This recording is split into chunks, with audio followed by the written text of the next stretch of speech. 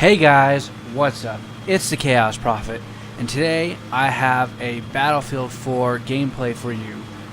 This is some naval strike, and I try to jump in some boats and do some work on that, but it doesn't really work out too well. So I'm an engineer, and I don't usually play engineer, but for the naval strike DLC, I've been playing a lot of engineer gameplay because it just gives you so many points for fixing things and shooting helicopters and boats, and it's just really good to level up.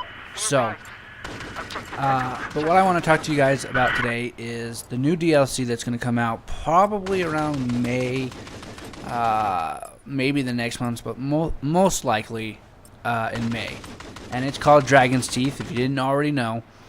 And so what they're going to do in that DLC, which is pretty interesting, and I hope they really do it, is supposed to be urban warfare, kind of in the city, and fighting amongst different kinds of environments. Like, it would be really cool.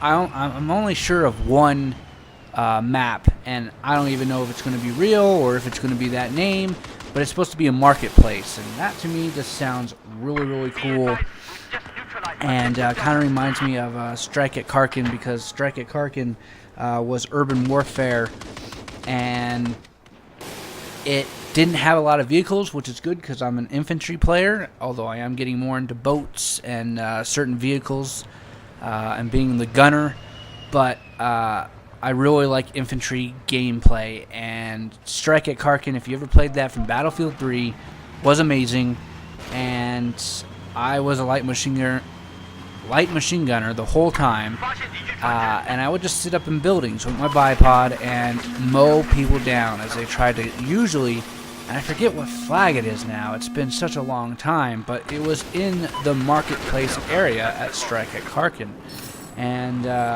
it was just a really good map. There was only one LAV, I believe it was, and a tank, and I think that was it.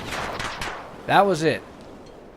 That's why I liked it. There wasn't a lot of vehicles to fuck with the infantry. There was enough people to take out the tanks and the LAVs, and that was good enough for me.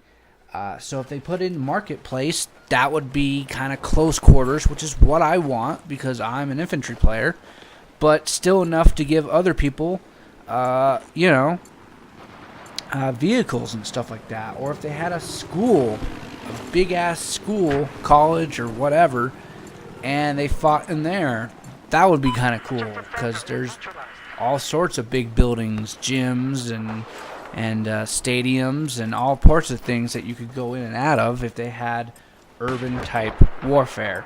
The other thing that we learned that was kind of interesting was there might be a Riot shield in Dragon's Teeth, which is a really interesting concept. They've had it in a couple of the Call of Duties, and I think they basically started with, I believe, maybe Modern Warfare 2, I can't remember. Anyways, they had the Riot shields.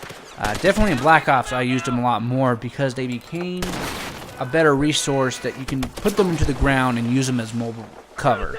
That you can carry them around, and DICE has decided to make it two-handed so that you can't have a pistol and shooting while carrying the Riot shield. That's pretty good. So you have to use it with two hands, and that's great.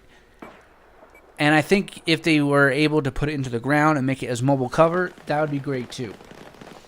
If you have a whole bunch of these things, it might become a, I don't know, kind of a infantry mobile tank, if you will.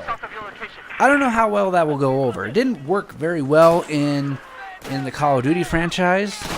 You might have two people, one guy using the Riot shield and the other guy using his gun, and he's behind the guy with the Riot shield and shooting people as they come, and there you go.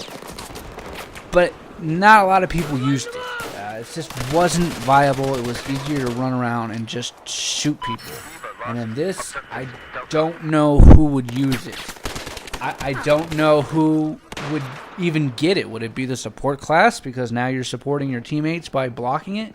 Will it be used for everyone? Will it be used for the engineer? I don't know. It's just really, really weird. It could be a good thing, but it could not be a good thing as well. I see a lot of people could be using this as trolling. I can see a lot of people trying to use this and just getting killed over and over again. And then they're kind of useless because they're not helping their team. So it's just kind of weird. But either way, if it is going to be close quarters for urban warfare, maybe the Riot Shield would be kind of tactical and kind of able to use it in doorways and just breaching areas. But really, it's not going to be very good unless you're getting points for stopping bullets.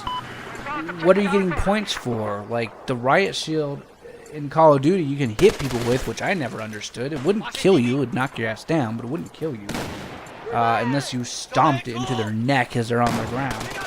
But whatever. They have to implement this in a good way. Otherwise, it's not going to work out. It's not going to. But I am excited, really excited, for the DLC, for the Urban DLC, because I love close quarters. I love the close quarters maps from Battlefield 3, and I'm looking forward to these if that's the way they are. I hope they are, because it would just be awesome. But yeah, guys, I am running out of time, and I want to thank you guys so much for watching. Let me know what you think about the Riot Shields and the maps and what's to come. We're going to learn more information here later on this month, most likely, because I believe it's May 3rd or middle of May for us to get it. But anyways, guys, this has been the Chaos Prophet saying don't get lost in the chaos. Later. I have eyes on a hostile boat.